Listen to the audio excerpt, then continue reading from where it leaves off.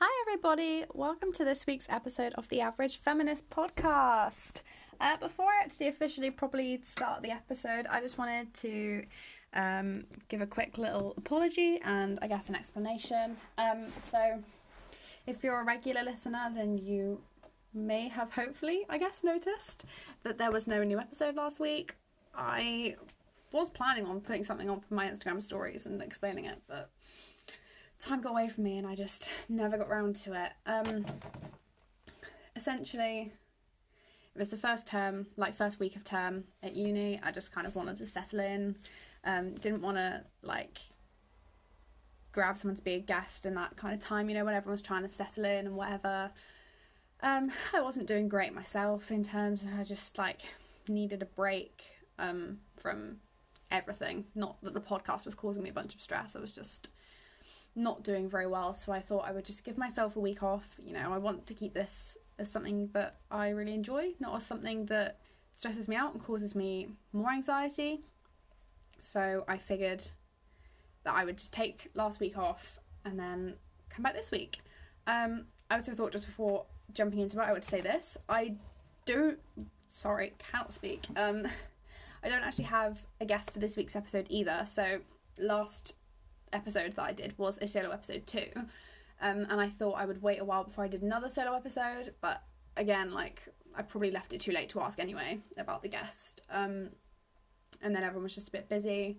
Like I said, uni started again, so I think what I'm going to do, I put up something on my Instagram stories, and I asked if people would prefer to have a solo episode or if they would rather just wait another week until I could get a guest on, and overwhelmingly, I think it was, I'll check what the poll's at now, or if the story's still up, it might have been over 24 hours. But I think it was at 80-90% saying do a solo episode, so that's why I'm here. If you would rather have me not done a solo episode and only have episodes with guests on, then you need to follow my Instagram and vote in my polls, otherwise you're going to get content that you're not enjoying. Yeah, so it is, let me see, 92% voted for a solo episode, so I'm here to do that. I was also going to give a content poll, or just ask what you wanted me to talk about, but I actually did have a couple episodes in mind that I wanted to do, so I thought I would do one today. So I'm going to talk today about body standards and body imagery and diet culture, relationships with food. So, trigger warning, there is a trigger warning if... Oh, my phone just blinked. Yeah, there is a trigger warning today, if you have a struggling relationship with food and you think that listening to it is going to trigger you or cause you to feel some kind of way, then feel free to skip this episode. I will say that I'm trying to keep it obviously as positive as I can, and as this is obviously to encourage healthy as in mentally healthy habits towards food and body imagery and everything, but that doesn't mean that it won't still be triggering for some people. So if you know that kind of thing and talking about it, and we probably will get into some heavier topics surrounding it, and I will try and keep giving relevant warnings as I go through, but I just, if you need to skip this episode for you and your mental health, then please do, and that does go for any episode of the podcast. Some topics can be quite heavy, and I would rather you not listen if it's going to cause you pain. Equally, feel free to message the podcast. The Instagram is @theaveragefempod, or if you'd rather email, you can email us at theaveragefeministpodcast@gmail.com. You can, either message because you have something that you feel like you can add to the conversation, or just because maybe you want a rundown, more of a quick summary of what the episode's about to see if you can listen to it, or whatever. So yeah, I wanted to give that warning just because I know that it's a heavy thing to listen to, and I hope that people listen to it. I think so in some of my classics modules, I like to take ones with Sharon Marshall, Dr. Sharon Marshall, because she is an absolute legend, and she's like her work is amazing, her teaching is amazing, and a lot of the things that we discuss in our seminars for those modules can also be quite heavy topics sometimes, different to this kind of heavy topic, but she always has this distinction where she says, you know, this should make you feel uncomfortable, and that's good, and you need to recognise why you feel uncomfortable, and you can work and learn and grow from feeling that uncomfortableness. If it feels genuinely triggering and like it's bringing up some kind of trauma, that is different, and then you take a step back. So I think in a similar respect, if you feel that this is slightly uncomfortable for you, if you feel a bit iffy, maybe because you feel comfortable in an unhealthy relationship with your body or with food or with diet culture or anything, I think that could be worth evaluating. But if it feels a bit too triggering and a bit too loaded with trauma, then yeah, please do skip this episode. But equally, if you ever need an ear, I will always be here, and I might do a follow-up episode on this at some point, but I'll get into that later anyway. Excuse me, I'm going to take a sip of my tea, which, shout out, Stan brought me some tea. Thanks, Stan. I'm currently isolating, so I'm having to be brought all the nice things from my housemates. So I am isolating right now for the foreseeable future, I guess. And I decided that I was going to distract myself from the horrors by getting angry at patriarchal systems, and going to talk about body image. Yes. I don't really know where to start with this, to be honest. I guess we should start by talking about just like beauty standards in general, and how, I don't even really know how to phrase it, just I guess trying to become more comfortable in your own body. And I think there's so first of all, I want to shout out some creators, some influencers, whatever you want to call it. It's just some Instagram accounts that I think are really nice things to have in your feed to help you, you know, they uplift you a bit. It's nice, it's refreshing, and it's kind of, a lot of it is to do with this topic and other topics too, but you know, just some nice positive affirmations that can help you, just a reminder or something you needed to hear and see on your feed. Because I think a lot of the time when we've, like our Instagram, we follow a lot of celebrities, and it's all these perfectly tailored pictures of a small chunk of their lives that they've perfected for us, and obviously that then distorts your opinion of what reality is, and then yourself, and it kind of spirals from there. So I think shouting out some people just to diversify your feed a little bit. First of all, Jamila Jamil. If you don't follow Jamila Jamil, she has great, like, she talks a lot about this kind of stuff.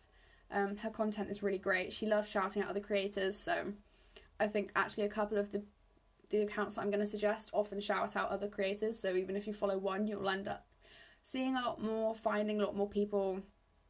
And you know, this isn't an exhaustive list. Obviously, I'm going to suggest like 3 accounts for you to follow, so by all means, please. Oh, I nearly knocked my phone off there.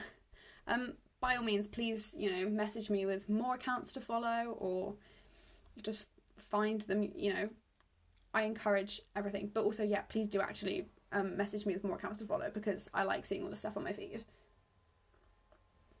So yeah, the first one is Jamila Jamil. She has this, which is kind of where I was going. She has this whole thing of not necessarily body. She's very body positive. I think it's Jamila Jamil. I think Lizzo's been talking about this as well.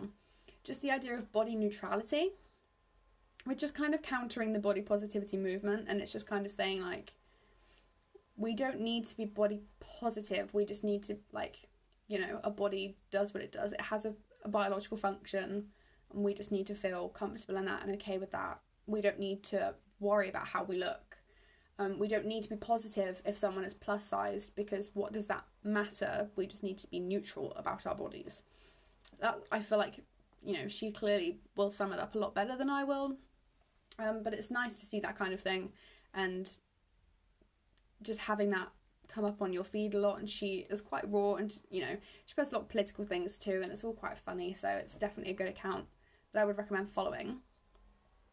Secondly, I was going to suggest, I might have to look this up quickly just to make sure that I get her name right, but this will all be in the show notes. So if you are listening on Anchor, you will be able to see the show notes. YouTube, you'll be able to see the show notes. I'm not sure about anywhere else, but if you need the account name or whatever, like, equally just message me. How many times can I say message me in one episode? So, yes, here we go. So her Instagram name is Namaste Hannah. That's Hannah, like Hannah, like Hannah Montana. She's a yoga teacher and everything, but she posts a lot of, there are other accounts too, but I can't think of their names, so they do exist out there. She posts ones where she kind of will do 2 poses and put them side by side, and she's like, it's, you know, I took these 2 seconds apart, it's the same body, it's the same outfit, the only thing that's changed is the pose, and the pose makes such a difference in the way that your body looks. So I think that's really important to remember as well, is that these pictures that we see from influencers on Instagram and everything, and all these celebrities who have these perfect bodies, the second that they relax their pose and they stop straining themselves and tensing and everything, their body will look just like ours. And I think actually as well, I've seen this post circulating, which really rings true, and I think is something that we all need to consider, which said, it said, even if we all ate the same things every day, the same amounts, and did the same exercise, we would all still have completely different bodies, which is totally valid, because everybody's body works differently, and we shouldn't beat our bodies up for not looking a certain way when, you know, as long as, and I don't even want to say healthy, because I've seen a thing lately as well, which is true and I never really considered. A lot of people think that being thin is healthier, or not even necessarily thin, just having a balanced diet and exercising. And yes, those things are important, and I'm not saying that you shouldn't have a balanced diet and that you shouldn't exercise, but also you can do those things and still not be healthy because you have an underlying medical condition which you can't help. And there is this emphasis on health in our society, and I think it comes from, or from the everyday person, I think it comes from a well-meaning viewpoint of just, you know, thinking balanced diet, exercise is good. I'm not saying it's not good. But I think, yeah, it is true that if you have any other kind of condition, then you might never be what would be typically considered healthy. And yeah, I don't want to get too much into it because I don't know too much. I don't want to say anything that's like wrong, but I think that's a point to consider, and I think that it's quite interesting, and it definitely opened my eyes up a lot. So yeah, I would really recommend Namaste Hannah to follow on Instagram as well. She posts a lot of like kind of sex positive and just body positive things as well, and a lot of like activist type things, you know, respecting women as if that's activist. Unfortunately, yeah, it kind of is. But yeah, I think that's a really good account to follow.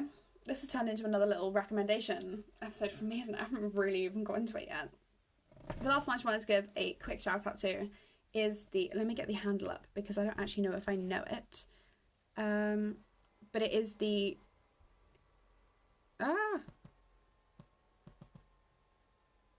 okay, so the handle is ED Peer Support Exeter, and it's an eating difficulties support group. But I think, to be honest, even if you wouldn't identify as having an eating difficulty or disorder or anything, I think it'd be really useful to follow. I followed it because it came up quite a few times because I followed the Nightline Exeter account. And again, even if you don't go to Exeter Uni, I think that this is a really important account to follow, and I think that it's come up with a lot of things. They do, this is another one that I was kind of talking about, so every week they shout out an influencer who is body positive, body neutral, that kind of idea.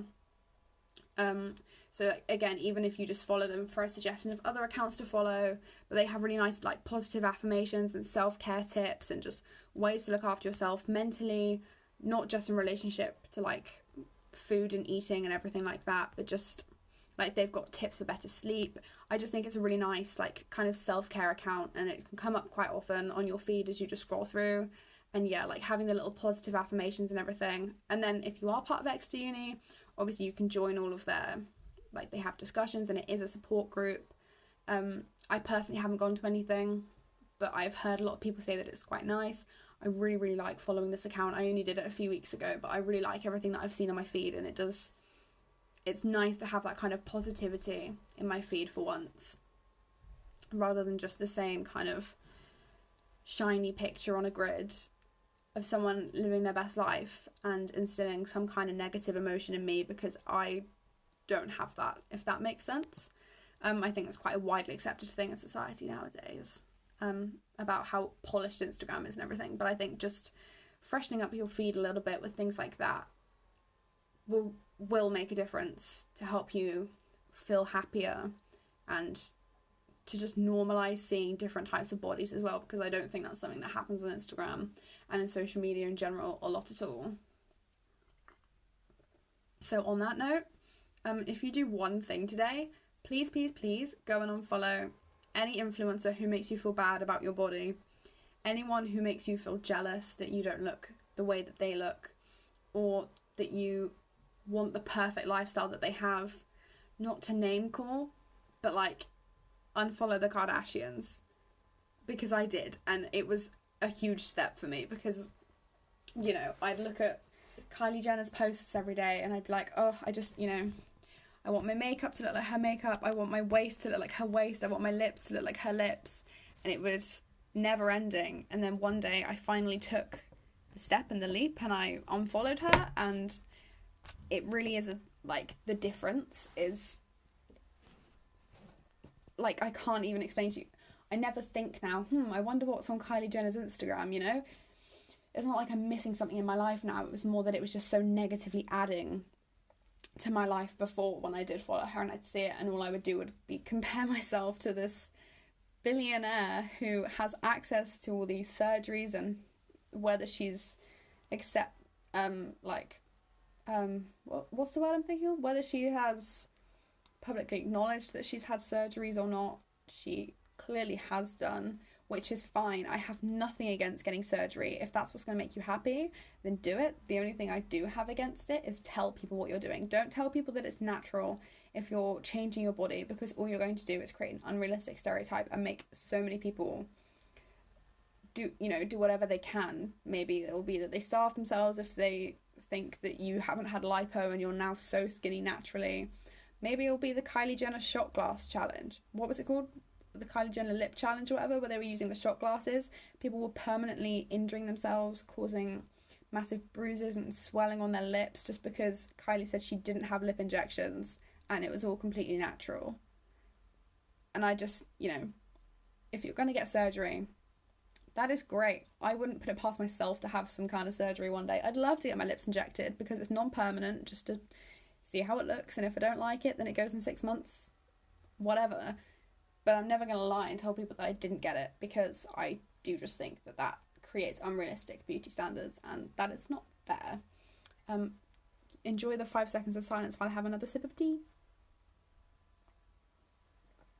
So no, I have now spent almost 20 minutes talking about that. Somehow, solo episodes, I can rant a lot longer when I'm by myself than with other people. I did want to talk more about diet culture in this episode. I really wanted to do more of a deep dive into diet culture and how dangerous it can be and how, frankly, ridiculous it is. That's not to shame anyone who participates in diet culture, who has participated in diet culture. Just the fact that we've all been brainwashed into thinking this is something that we need to do is ridiculous. So, first of all, the definition of the word diet is just something that you eat. It is whatever you eat in a day. This is why we strive for a balanced diet, because that just means you have enough of the food groups, you get what you need. You eat the things that give you all the nutrients that you would ideally have every day. But equally, a diet can also be shoving your face full of sugary treats all day every day, because a diet is what you eat. I learnt this in GCSE biology. So the notion of a quote-unquote diet has always been slightly ridiculous. This isn't to say that I've never done a diet, because I have. Kind of. I have dieted. I haven't followed a diet. But it's always, like, when I've looked into the word itself and when I kind of have actually sat and considered it, it's always been weird to me, considering a diet is just whatever you eat. And yeah. So, anyway. Diets are unhealthy They are not good for you. I don't want to go too, like, ranty, and I don't want to keep repeating myself, but, like, here's the thing. If you want to lose weight for yourself and you think it would make you happier, whatever, sure, fine, great, go for it. I did it. I genuinely did, like, just enjoy my body more. I felt more comfortable in myself. I felt more like someone that I identified with. When I did, and I ended up losing a bit of weight, which, you know, to me now saying this at 19 years old feels like an okay thing to say because it comes from my own experience. I might look back in 1, 5, 10 years time and realise what a toxic mindset this is. So I'm not saying take everything I say as gospel. Please question everything that I say, because I am also just a person living in this society. I have been influenced by these things. I am still fighting against these things. I am by no means done with my relationship with food and dieting and weight. I have a long way to go yet, and I know that I do. So I'm trying to talk about the things that I want to be at and the goals that I want to have. But I know that where I am will influence the way that I talk. And I know that I will still follow some toxic things. So yeah, please, please, please, I will try and be saying only positive things about it. And I will be trying to make sure that I'm not saying really toxic things. But I might not realise that they're even toxic until I've moved past this point. So question everything I say. Don't take anything I say as gospel. It's not at all. I've lost where I am now. What was I saying? I know I was talking about dieting. Well, whatever I was saying. Either way. Oh, I know what I was saying. Yeah, so if you feel like you want to lose weight for you, that's fine. If you feel like you want to lose weight because society tells you that you need to look a certain way, that's not fine. And maybe the two interlink. Maybe you think you wanted to do for you, but actually it's because society tells you to. Because really, if society didn't tell us to be skinny, would we ever try to be? Or would we all just let whatever happens to our bodies happen and accept it and would just never consider it? So like I said, maybe there isn't one without the other. Maybe you don't ever lose weight just for you. Maybe it always is a societal thing. But I think if you are striving to lose weight, the way to do it is not starving yourself. Which seems logical, but it's easier to fall into than you would consider. And again, here I will please say, if you are going to get triggered from this, please skip this part of the episode, finish the episode here, leave it, come back another time when you're feeling less vulnerable, because this isn't fun things to talk about. This isn't... What a way to distract myself from negativities by talking about horrible negative things. But yeah, the way to do it is not to starve yourself. It is not to eat less food and exercise more. It is to eat, less food than the recommended. Again, this is all where it starts to get, I feel like, possibly into toxic territory. I'm unsure what is right to say. And I'm not sure whether making this episode is a great idea, but at the same time, I kind of want that to be part of the point. This podcast, as I've said so many times, I'm not perfect. I'm still learning. I'm 19. I don't have the whole world figured out. So this is just, the point of when I have a guest here, it's a conversation that maybe I would be having with a friend anyway. And everyone else gets to listen into this conversation. And so maybe this is just an outpouring of the thoughts in my head. This is essentially a diary entry, whatever. So maybe it's not completely right, and maybe it's something that needs to be worked on. But I hope that, I hope that it's okay, and I hope that if it isn't, then I do learn and I do grow and everything. So, I'm going to say it again. I've said it a million times now. Take this with a pinch of salt. But I do think that if you, definitely don't starve yourself. From what I remember from GCSE biology and just kind of medical advice in general, the average, female biologically born women, if you identify as that. No, hold on, sorry, not if you identify. I'm getting myself into messy territory. Science says that women should be consuming roughly 2,000 calories a day. Men should be consuming 2,500 calories a day. I think children's 1,500. Sure, maybe if you're consuming 2,500 when you should be consuming 2,000, maybe then you cut out a snack or two a day. But you shouldn't be going below 2,000, and you definitely shouldn't be going below 2,000 and exercising.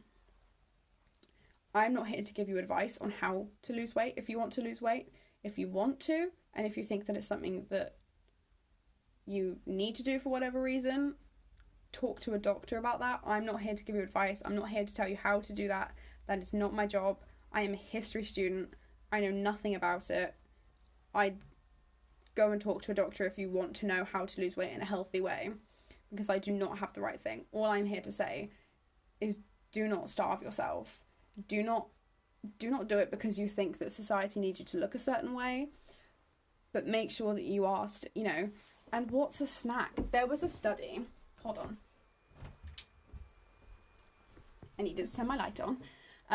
There was a study that had two groups. There was a control group and there was group A, whatever.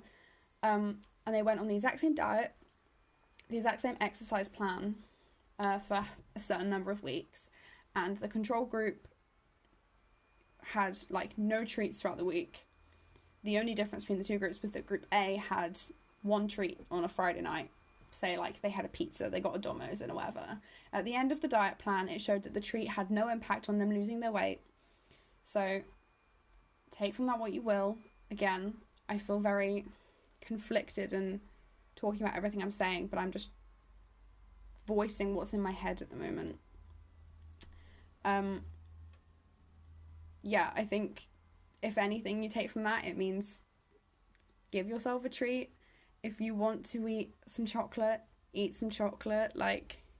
Does anyone really care what your body looks like? And I feel like I've been going into messy, in my head, toxic territory. So I'm going to take a step back from that. And I'm going to talk about myself just a little bit. Maybe one day I will do a more in-depth discussion on myself and my relationship with my body and food and whatnot, but I'm nowhere near done at the moment, so I don't really feel comfortable massively going into this because it's an ongoing issue. It's not something I can just look back on and be like, wow, that was a thing. It by no means is, and I don't really want to talk about what's going on at the moment because it's so I won't. I will just talk about kind of past things and just, hopefully what you can get from this, if anything, is that whatever you're feeling, you're definitely not alone. If you feel bad, then you're not alone. If you feel whatever, there's 7 billion people in the world. We've all kind of been indoctrinated into the same society. There is no doubt that someone else will be feeling the same way as you. And again, if you ever need an ear, then I will happily be that for you. Let me take a sip of my tea again.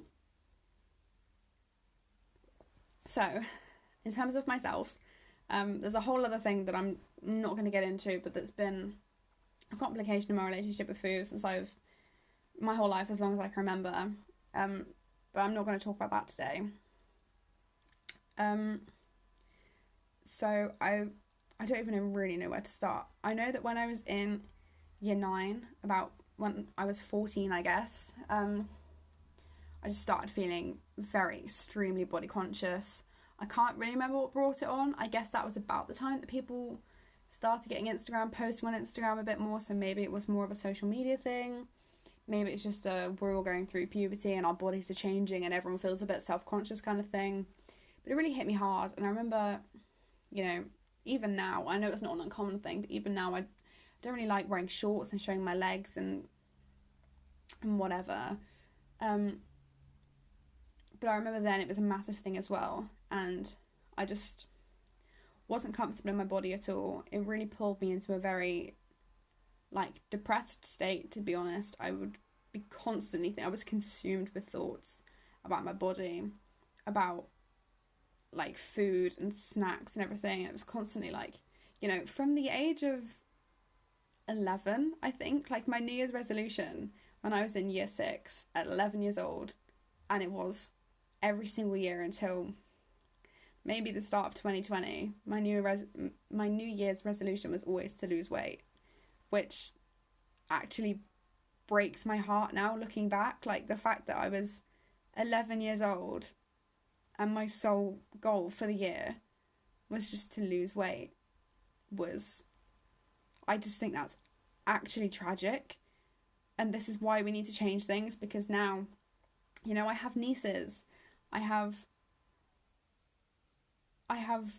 other, you know, I've got friends who have siblings or, you know, whatever, and I don't want them to grow up and feel like they have to have these questions and these thoughts, and at the age of 11, not even finished primary school yet, they're consumed with thoughts about wanting to look a certain way for society, for men to fit in, for whatever reason, rather than just being happy and focusing on whatever children think about, you know, like creating incredible imaginary worlds, or just enjoying themselves before they have to start worrying about responsibility and finances and really school and, you know, everything. I just think it's tragic. So I remember at 14, it got really bad for a while. I can't remember. I don't think it really got like better, but I think it definitely got better than it was. I don't know if I could give you a specific reason for that, but it eventually consumed my thoughts a little bit less. Started wearing makeup, which I don't think was ever necessarily like a... It sounds weird, but I don't think it was necessarily like a beauty thing, which obviously it was, because makeup is a beauty thing, but at the same time, I've never been like, no, I can't go out in public, I've got no makeup on, because it's my face. And I really, really, really do enjoy just the artistry of makeup and putting it on, and just, I've always loved the technique of it and everything. So I think that was a slightly different thing. But yeah, and then over the years it kind of got worse and worse, like my image of myself and like how I would treat me, how I'd feel about my body, constant comparisons to everyone else, and you know, that hasn't stopped. I don't know if it ever will stop, if people will ever stop comparing themselves to everyone else. I would hope so, but I honestly couldn't tell you. It did get worse when I was in sixth form. I think that's the worst it's probably ever been. I gained weight for whatever reason. Who really cares why? But it freaked me out, and I stopped eating for months, really, and I lost 7-8 kilograms, which I don't know if I can tell you in pounds, if I can Google it quickly, but in the course of, well, it was like April to July, so it wasn't like masses of time. Google is loading. 17.6 pounds in 3 or 4 months. I'm not saying that no one's ever lost that much weight in that time. I'm not saying that I'm so much worse than everyone else. I'm just saying this was my experience, and at the time it made me feel great about myself, but looking back, like, I had a calorie tracker, and there were definitely days where I was under 1,000 calories, and 1,000 is the bare minimum you need to survive. And I'd get little notifications popping up like, you have not eaten 1,000 calories today, or you haven't inputted 1,000 calories worth of food today. This is dangerous. This is unhealthy. And I'd be like, score, I ate under 1,000 calories today. Woohoo! This was all while going to the gym 3 times a week, going to work, running around, like, you know, going to school, living my normal life. It's not like I was barely eating and laying in bed all day, which still isn't good. I'm not saying do that, but I'm saying that I was barely eating and I was being as active as I possibly could, which is why I lost a lot of weight very quickly. And So, yeah, I don't really know if there's there is a moral lesson in there clearly, but I guess that was more of a humanizing exercise. Like, look at me go, I'm just another girl. Why is this called the Average Feminist Podcast? Because I have problems just like everybody else. Yeah, one thing I will say, I have never, and I will never, buy anything like detox teas, what they call flat tummy teas, meal replacement shakes. You can get like little lollipops that are appetite suppressors or something. I've never done that. I think that they are awful. Please, please, please, if you ever see something like that being advertised on your social media, unfollow that person, report that post. They are promoting really, really dangerous products that have such a harmful impact, and by ignoring it, you are letting other people see it, and you are essentially telling them that it's okay. You know, if they don't get some kind of negative reaction, then they're going to think that they can just keep promoting it, and it will be harmful to someone who isn't in the right capacity to say no and to not use those products. I've considered it to be like, when I was 14, I was like, oh wow, yeah, let's get some detox teas. Let's get Kim Kardashian used one of those appetite suppressor lollies. I'll get those. And because I was 14, I had no money, and that was the only thing that stopped me. Because I would have done it, and they probably wouldn't have really done a lot, but it just would have been yet another thing to add to the mess that is the mental health when it comes to relationships with food and body image and just learning to love yourself. Oh, my tea's gone cold, which probably means that I've been talking for too long, because it has been almost 40 minutes. So, I guess I'll wrap this up here. This kind of went in no direction at all, and I'm not really sure if I achieved anything that I set out to want to talk about. So maybe I will end up doing a part 2. If you have any questions or anything you'd like me to go into a little bit more, please message me and ask me, because like I said, I will be isolating for a while, so maybe if I'm stuck in my bedroom, I'll have nothing to do but my uni work, and I can get it done and have more time to focus on things like the podcast, or just maybe I'll do, I don't know, would people want an Instagram live? I feel like maybe that might be a bit too cringe for me to do, but something like that, maybe just a Q&A on the stories. Thank you for listening. If you liked this, please follow the Instagram. Again, I'm going to shout it out again. It is @theaveragefempod. The email is theaveragefeministpodcast@gmail.com. If you like this episode or any past episodes, or you're interested in future episodes, please go and leave a 5-star review on Apple Podcasts. Subscribe to the YouTube. Leave a comment. Is there anything else? Oh, I don't know. If you're new, message me and say hi and tell me how you found the podcast, because that's always a really interesting thing to me. I don't massively promote it. I don't have any sponsored posts out at the moment or anything for it, so it's purely like word of mouth, and then I guess just being recommended it, maybe through someone else or maybe just through algorithms. So that's really interesting. Please do share with your friends, someone you think would be interested. Yeah, I think that's everything. So thank you for listening. Sorry it was a bit of a heavy topic, and sorry that I don't think I really went anywhere with it. Have a very nice week. Actually, before I do go, I am just going to say, as I did mention earlier, I am currently self-isolating.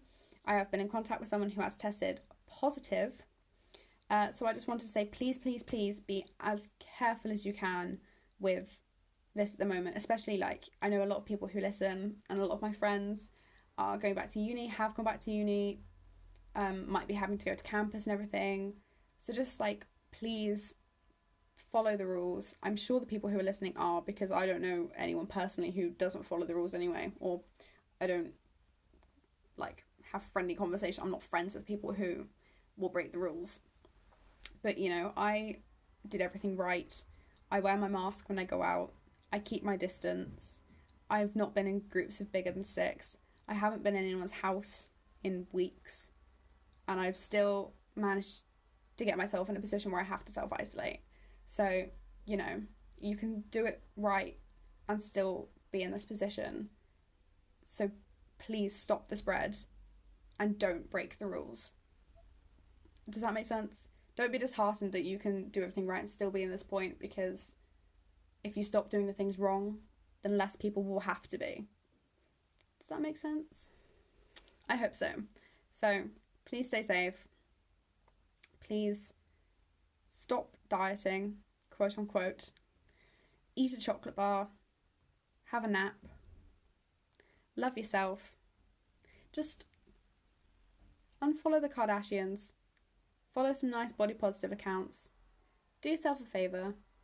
Give yourself just 2 minutes of the day. Any day, every day. Challenge yourself for a week. Just, you know, in your pyjamas or in your underwear, just look at yourself in the mirror and try and find one thing a day that you can comment on that you really like about yourself and that you are happy to have. And if you need an example, I will start you off. My favourite thing about my body is my eyes. I love my, well, maybe not functionally, they're not very good at functioning, but aesthetics wise, I love my eyes. I have green eyes and they are brown in the middle and blue on the outside. So I always used to say in German that I had das Regenbogenaugen, which means rainbow eyes. I love my eyes. I think that they're really pretty. I really like green eyes. Sometimes if I take a picture when it's sunny, the green really shines through, and I think it's, I mean, it is quite unique. I think only 2% of the population have green eyes, and I think they're really pretty. So that's my thing. Please tell me yours. Please tell yourself yours. And if, you know, even if you need to just pick something that is the most minor, even if it's just, you know, I have lungs and they breathe for me. Love yourself. I'm on that journey too. Maybe let's all share a tip to help ourselves. And I'm going to stop ranting and rambling now because it's been going on for probably too long. So thank you. Have a nice week. Hopefully next time there will be a guest, but if not, then my single soul self will see you next week. Bye.